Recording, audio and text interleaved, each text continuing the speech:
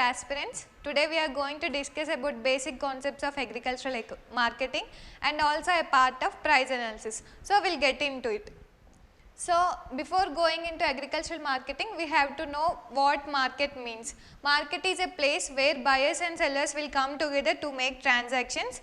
So, the word market has been derived from a Latin word, that is marketus. So, you have to mark it that this word has been derived from the word marketus, and the word means that a place where transactions will take place. So, there is a chance for this to come as a question for you. So, you have to remember that this is derived from Latin and the word is marketus.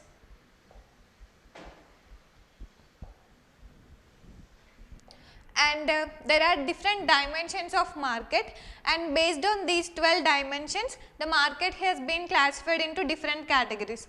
So, first we will see as location.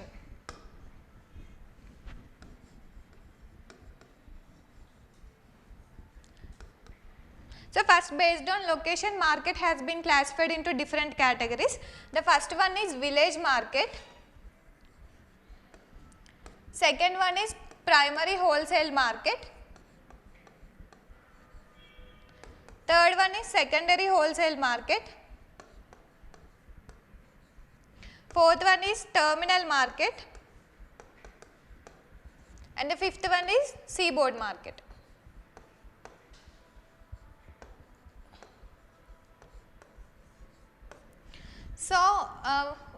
So, first we will see about village market.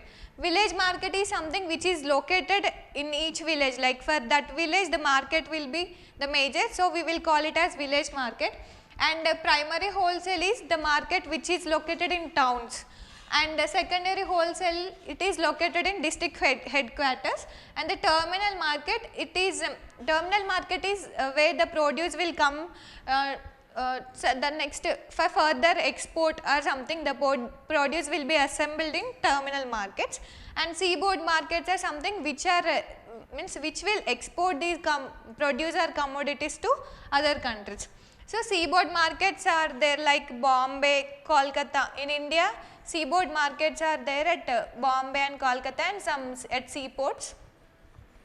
So, this is the classification based on location. This is the first dimension. And the next one is area or coverage.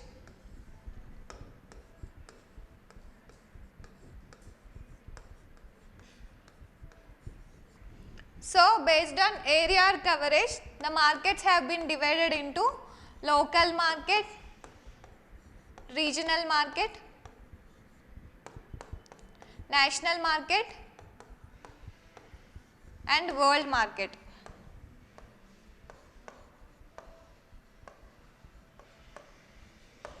So, based on area, market has been classified into these 4 categories. Local market is something which is located in villages or nearby villages, and regional market is located in district headquarters and for region to region, and the national market is which is a country level market, and world market is an international market which connects all the countries together for purchasing for buying and selling of the commodities.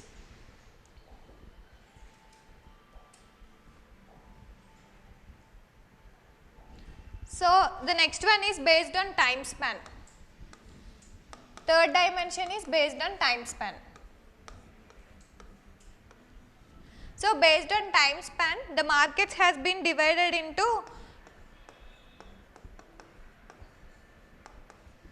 short period markets,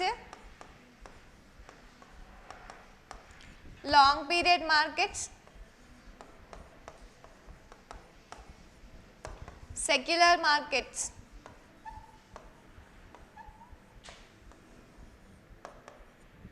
So, based on time span, the markets have been divided into these 4 categories. A short period market is something which is the market will be for 1 or 2 hours, like for fresh produce, for fresh vegetables. The market will be just about 1 or 2 hours, that is called as short period market. Long period market is little longer than the short period market, but this is not permanent, and secular markets are the permanent markets.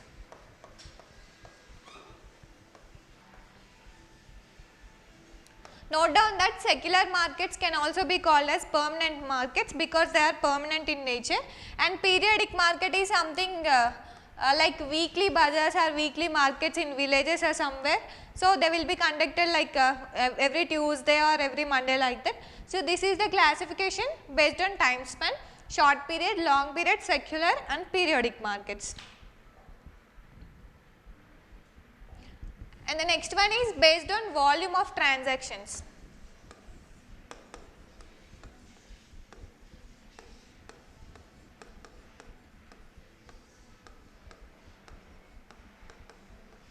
So, based on volume of transactions, market has been classified into two categories, that is wholesale market and the next one is retail market. So, as all we know that wholesale market is something where the commodities will not be directly sold to consumers, but from the wholesale market again retailers will purchase and they will sell their commodities directly to consumers. So, that is wholesale market. Retail market is something where the seller will directly sell their commodities to consumers. So, this is based on volume of transactions. And the next one is based on nature of transactions.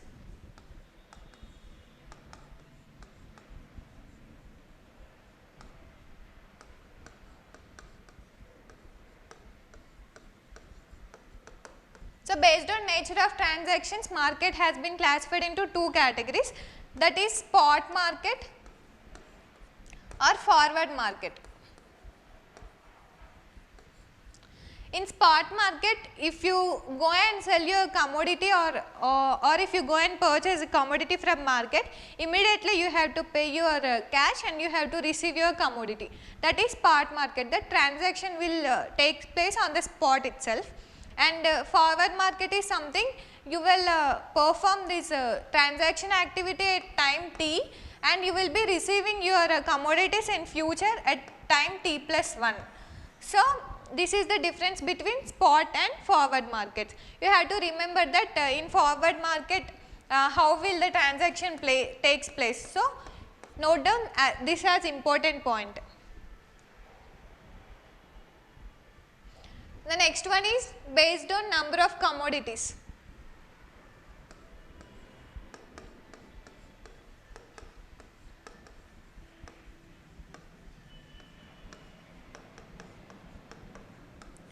So, based on number of commodities that are market, the market has been classified into two categories.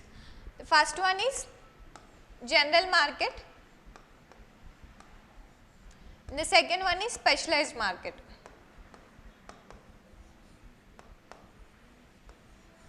So, if you take an example of a supermarket, you will be getting all different kinds of products like fruits, vegetables and staples, everything you will get under a same platform. And when that is called as general market, and specialized market is something which functions for only a specific commodity. If you take fish market, that is exclusively for fish, just like that we will be having rice market or something. So, that is specialized market. So, based on number of commodities that are being market has been classified into general and specialized markets. So, next one is based on degree of competition.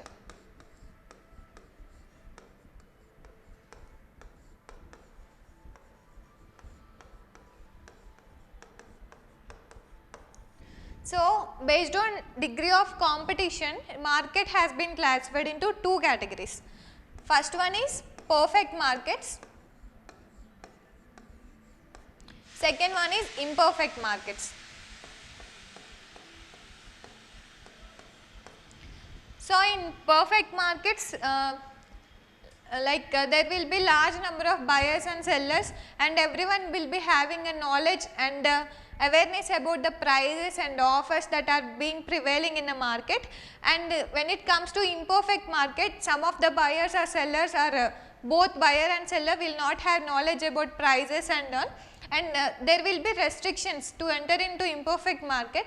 a new firm has to face so many restrictions. When it comes to perfect market, there will be no barriers for some new firm to enter into the market. Again, imperfect market is classified into different categories like monopoly, oligopoly,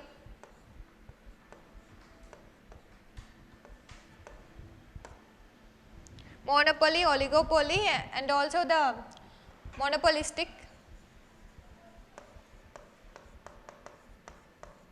So, there are different types of imperfect markets. Monopoly means there will be only one buyer, oligopoly means there will be few buyers, in monopolistic there will be many number of buyers and sellers. So, this is the classification based on degree of competition. The next one is based on nature of commodities.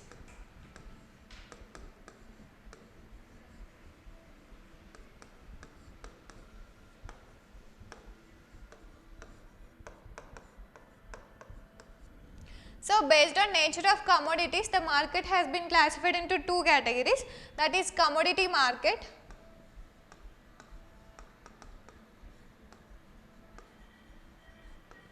and cash market, that is capital market.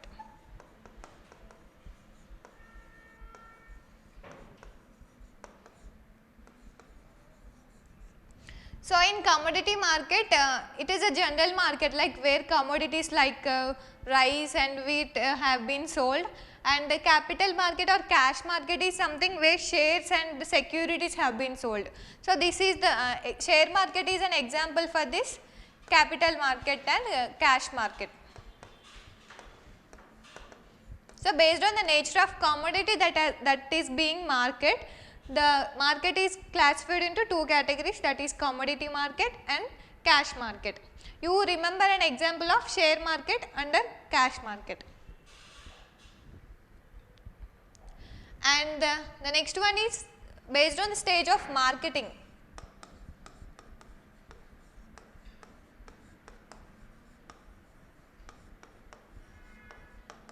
Based on the stage of marketing, markets has been classified into two categories. First one is producing markets and the second one is consuming markets. In producing markets, the products that have been produced will be for further distribution, like for manufacturing or for producing something else, and it is not directly sold to consumers. And consuming markets, the product will be directly available for final consumption for consumers. So, this is the difference between producing markets and consuming markets. And the next one is based on extent of public intervention.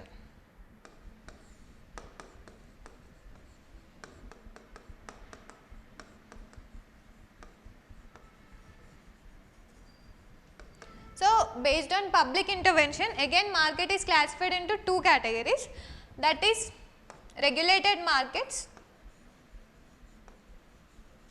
and unregulated markets.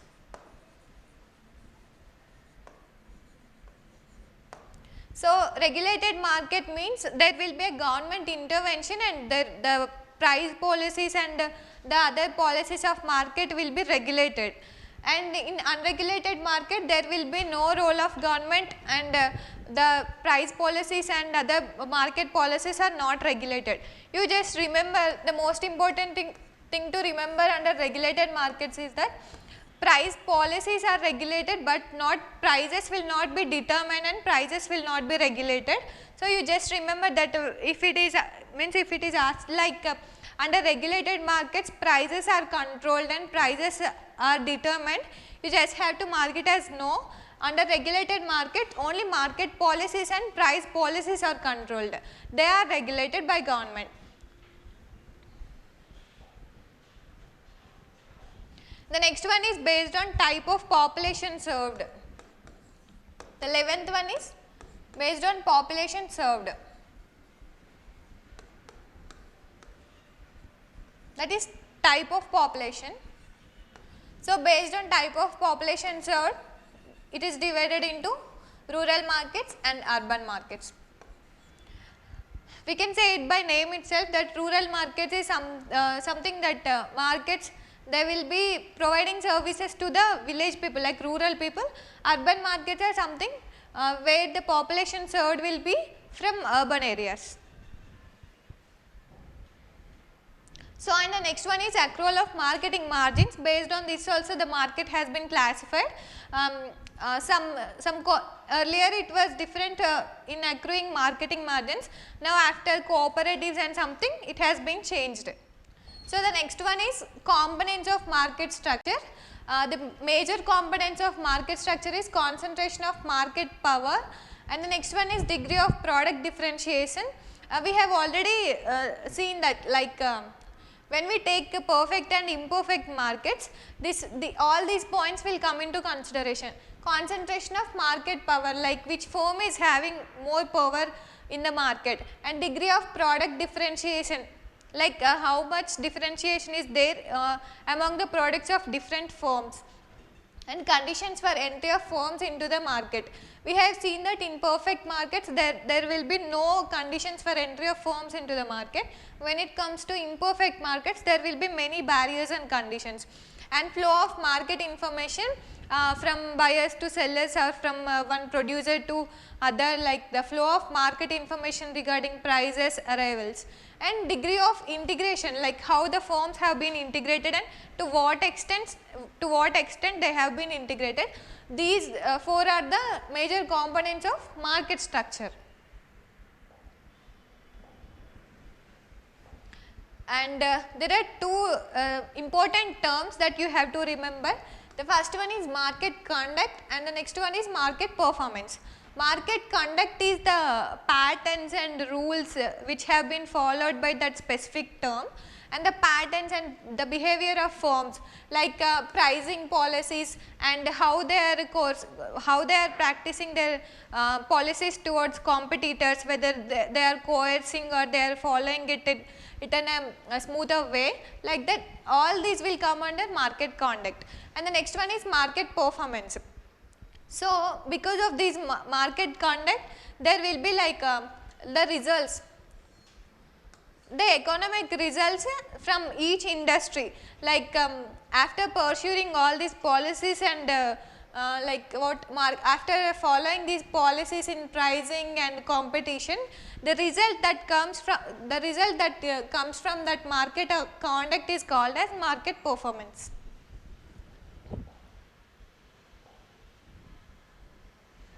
So till now we have discussed about marketing concept. Now we will get into agricultural marketing. We know that marketing is buying and selling of commodities, and when the same thing is done for agricultural commodities, it is called as agricultural marketing. So it is the study of the activities and the agencies which are in, like government, and the policies which are involved in sending the final product to the consumer from producer. So all these activities together will be called as agricultural marketing.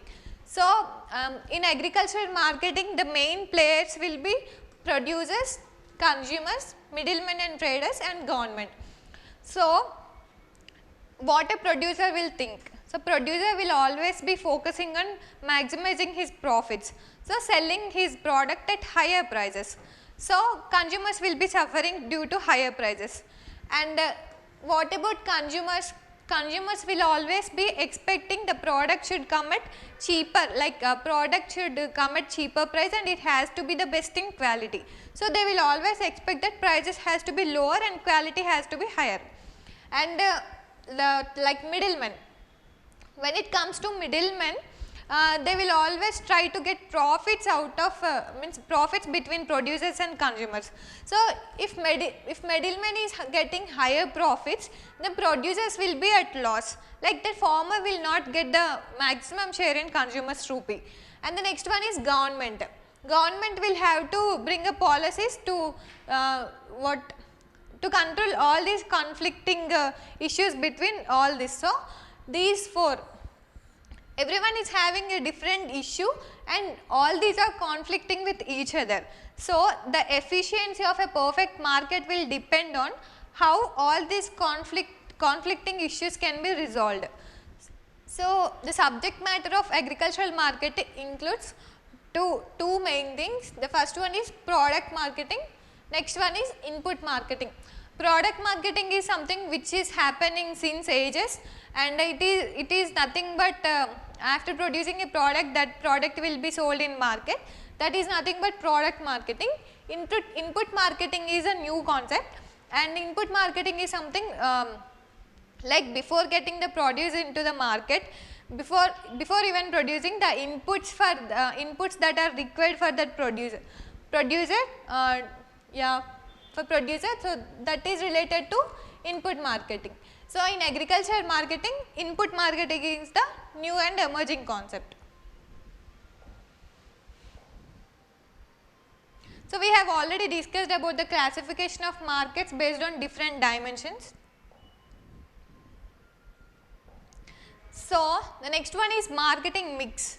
The most important thing, you have to note down that who has given marketing mix. It has given by Philip Kotler. Marketing mix. Mix is nothing but a mixture of the marketing variables, like which are controlling the marketing and which will be having a major impact on market. So all these will be mixed together to use and to get profits for the producer. So this marketing mix includes 4 P's. So you just note down that 4 P's, the most important concept in marketing, is given by Philip Kotler. There are 4 P's of marketing. 4 P's of marketing mix. First one is product mix, price mix, promotion mix and place mix. This can also be called as distribution mix. We will see what are the factors that have been included under different P's, that are 4 P's. First we will consider product mix, that is first P. Under first P we have product, like how can we showcase our product and how can we make attractive, how can we make our product attractive to attract more consumers towards it. Just the first one is branding. The next one is the product services, like what are the services that have been provided that by purchasing that product. And the next one is packaging. The packaging should also be attractive. So these will come under product mix. And the next one is price mix. Under price mix, like to attract consumers, there will be different policies like discounts, offers or something like buy one get one offer or something 50% off sale, like there we will be seeing many offers like this. So discounts, offer prices and also the credit policy, like EMIs are also available for purchasing different products. So all these will come under price mix. So this is performed to attract consumers in a way that he will be thinking that a price is lesser, or I may pay it later, like that, by availing credit policies. So this is price mix. The next one is place mix. Under place mix, like where the product has to be sold and through which channel it has to be reached to consumers. So it will be considered like in which market it has to be sold and through which channel, either directly from producer to consumer or through middlemen, like through some other like intermediaries like wholesalers, retailers or something. So and also the distribution. So under place mix, all these factors will be considered. And the last one is promotion mix. The most important thing for any businessman, like for marketing of their produce, the most important thing that has to be followed is promotion. So promotion is like, it will make someone to feel like they have to purchase it, they have to go for it. So under promotion there are different types of promotions, like advertising on televisions or newspapers, and also the publicity and sales promotions. So all these will work together as a marketing mix. So you have to remember the 4 P's. What are the 4 P's under marketing mix? That is product mix, price mix, place mix and also promotion mix.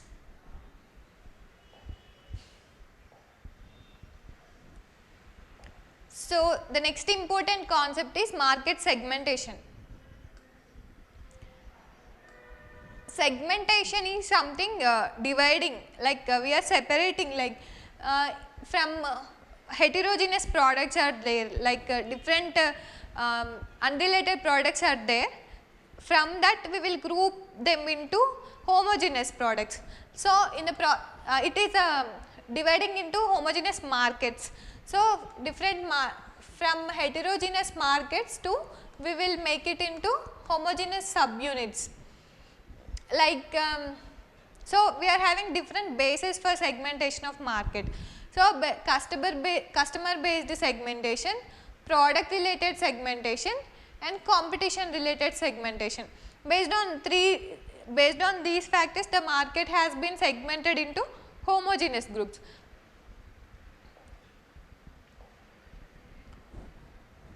So this is market segmentation based on different factors, and or for customer segmentation based on different characters, that is geographic.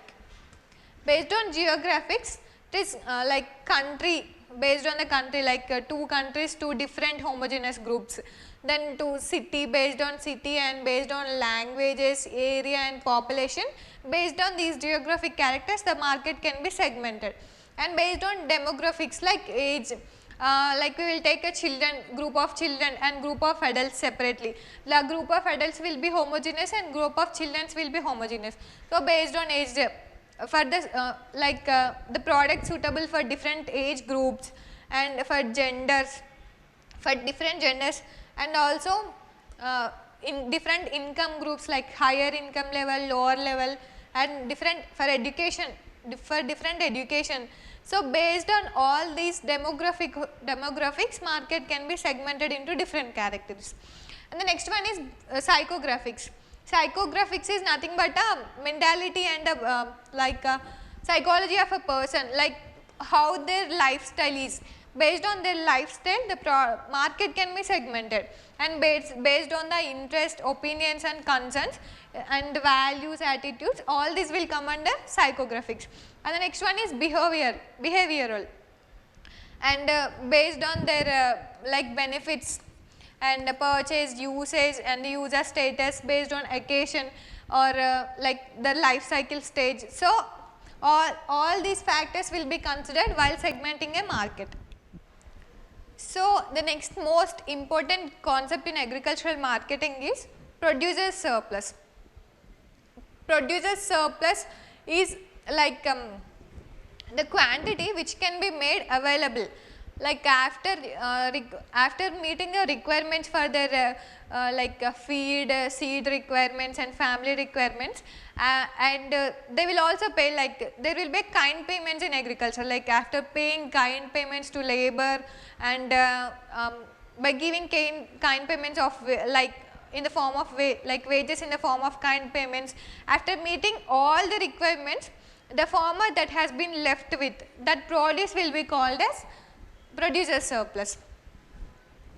So the quantity of produce that can be made available by the farmers to the non-farm population, this is called as producer surplus. And the thing that after meeting all the requirements, whatever that has been left is called as marketable surplus. You have to note down, because this concept is the most important concept in agricultural marketing. Marketable surplus is something which can be made available to the population after meeting the requirements, that after meeting farmers requirements like for family consumption and for farm needs and for seeds and feed, and also after kind payments. So after all this, the farmer will be left with some produce that will be called as marketable surplus. And the next one is marketed surplus. We have discussed about marketable surplus, it is marketed surplus. So from that marketable surplus, how much quantity has been actually sold in the market, that is called as marketed surplus. So marketed surplus is something which is actually marketed. So the quantity of the produce that he actually sells in the market, that is called as marketable surplus. So like marketable surplus, so marketed surplus can also be the same or higher or lower than marketable surplus. So, you have to remember two situations. In first situation, here you can see the distress sales, the situation of distress sales. So, here marketable surplus will be higher, marketed surplus will be higher than marketable surplus. So, he will be selling all his produce irrespective of his family requirements and needs and for feed and seed requirements. So, the situation where the marketed surplus is higher than marketable surplus is called as distress or forced sales, and in some situations the marketed surplus is equal to marketable surplus. That is nothing but in case of perishable commodities. So, in case of perishable commodities, the farmer cannot store the produce. So, he will sell everything, because even if he store it, all the produce will get spoiled. So, he will not store any produce for his requirements or for family requirements. So, in this perishable commodities case, all the marketed surplus will be equal to marketable surplus. So, the situation of distress sales has been discussed. Now, in the situation of perishable commodities are something which will be spoiled after, even if you try to store, those products will get spoiled. So, in that case the farmer will not store any of that produce, he will be selling all his produce into the market. In that case marketable surplus will be equal to marketed surplus. So, you have to remember these two special cases under marketed and marketable surplus. The first one is distress sales and the second one is perishable commodities.